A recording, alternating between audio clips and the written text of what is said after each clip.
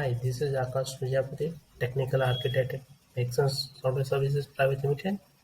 Today I will be presenting about how you can design Async API, its uses and the implementation. Okay, for this purpose I created one queue in the anypoint time queue, that is the order created, and that we are going to use it after some time. And now I created one order service API or Sync API, basically where you see that your server anypoint MQ. I will be using that anypoint MQ. Then the channel name will be order created. That will be my queue, and I will be pushing the order. Basically, the purpose is whenever any new order will be created, that message should be go into the queue. And on the listener side, I have an email service API will consume that message and send an email to the respective the user basically. So now if you see like the structure, okay, it will be asynchronous. That's a specific version right now, it's the latest one. Then you can put your basically description for API. Then you have the multiple servers. Then you can have the different like anypoint MQ prod dev and all those you can define, or you can have in the code itself you can use the anypoint MQ, and the URL will be like in the individual specific property file of your environment, like a dev.tml sit prod kind of things. Okay, now here this will be the queue or channel, okay, where I will be basically pushing the message, the order into the queue, and this will be the structure for that. Okay, so the structure will be like the order structure will be the item name, item quantity, email, and the created when the order is created. And also the we are going to do the JSON schema validation as well. Okay, but that is optional in some of the cases. Now, if you see on the other side, I have the email service uh, Async API. Same thing like the servers, the same channel, and I will be basically listening that particular message, the channel or the queue, and the same structure like what we created. Now this can be reusable. You can create your fragments, or you can put into libraries as well for your reusable purpose. Okay, now here if you see that you will find that, okay, now email is basically a subscribing that, right? Okay, so that particular message. But here if you see the publish, okay, so basically the concept wise is basically the email service is listening that particular queue. So basically someone publish that message into the queue. Okay, so I'm interested for that, so that's why you see the same thing publish, and vice versa for the subscribe, or you see in the order services. Okay, so basically here I just put down some notes on the notepad, like the order service that publish the message into the anypoint MQ, and we have a listener, email service listener, it will listen it.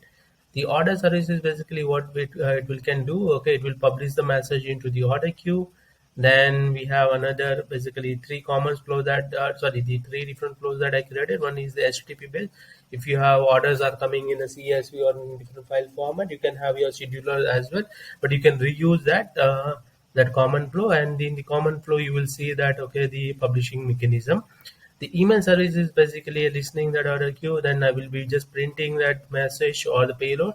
Then I will be doing the JSON schema validation. If error, then I'm discarding the message. If it's a valid, then I'm just sending that email. But I do not have a SMTP server. Okay, so in my application, I'm just putting the log over here for safe side. And like each application have the global configuration file, okay, where we have all the global configuration details. And I'm using the dev.yaml for my dev environment. And like in the anypoint MQ, the channel or the queue name will be order created. Then I created the connected app to connect to the queue, that's my client ID and secret. Then my business group ID for my parent organization, where I will be basically these queues are hosted. Okay, and the environment name. And for the dependency purpose, if here you see that I'm using the asynchronous key module, anypoint MQ, and schema validation, that's for the JSON, and that is optional, but these are the things that we'll be using it. Okay, so here if you see that I have created one email service app. Okay, you can basically right click a new mule application, and then you can basically you choose that particular API from the exchange. And currently what I did is, right, when you add that dependency, you can right click and generate the new flow like email and the generate flow. So it automatically generate these flows, okay, listen and on order created. That is what we define in the Async API. Okay, so even also like you can do the scaffolding like what we do for API kit router, right? Similarly, for the async kit also you can do that scaffolding as well. Now, here if you see like I have the listener, okay, and the configuration will be async configuration. That's a order created. That's the channel or the queue that we are interested. Now I'm just here printing the logs. I'm doing the schema validation, and if successful, then I'm sending the email basically, right? And any schema validation, then I'm just logging that error over here. In the global configuration, here if you see like environment, the property file, that is what the dev.yaml uh, I have it. Okay, the MQ configuration and the async. So here if you see like I have the URL for that the endpoint MQ, the client ID and secret that I'm using it. Okay, so let me open my dev. So here the configuration are for my endpoint MQ, the connected app, okay, the MQ connected app and secret, and this will be my API path or the MQ, right? Sorry, the API that we created for that email services, right? Okay, and this will be the API URL where basically you're using the REST API to consume or send the message. Okay, and same thing like I do have the details in the order service API, where here you see that this is one of my HTTP flow, and I'm publishing that event, and that is in the common like here, and I'm just publishing the order message into the queue. Same details, but these are the two different applications right now, you see that.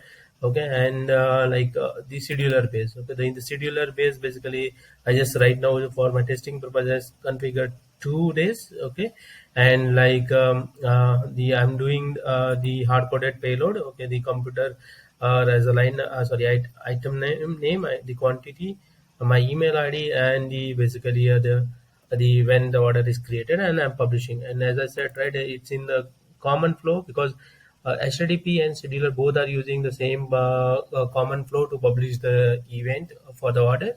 Okay, so I just created in the common flow. Okay, this is like a kind of a reusable components. Okay, and same thing like here you see the global configuration. Now let me show you that how I'm doing it in the order API. Okay, I have the HTTP endpoint expose order publish. Now let me clean up the logs. Okay, okay. So now here if you see the item is a TV, two quantity, this is my email, and when the order is created, acknowledgement is basically message has been successful. So but in the logs if you see, these are the logs from the order API. So this is what I received it.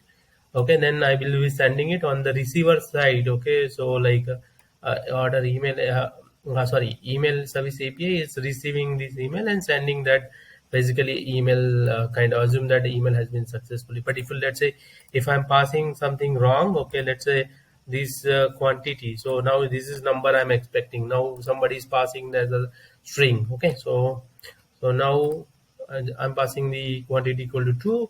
Here you see that this message has been successfully set. But in the receiver side, in the email services, I received this, but the invalid payload I received and found that, and the item quantity should be basically a number expected in a string basically. So I discarded that message. This is how basically you can do that. Okay. And thanks for watching this video.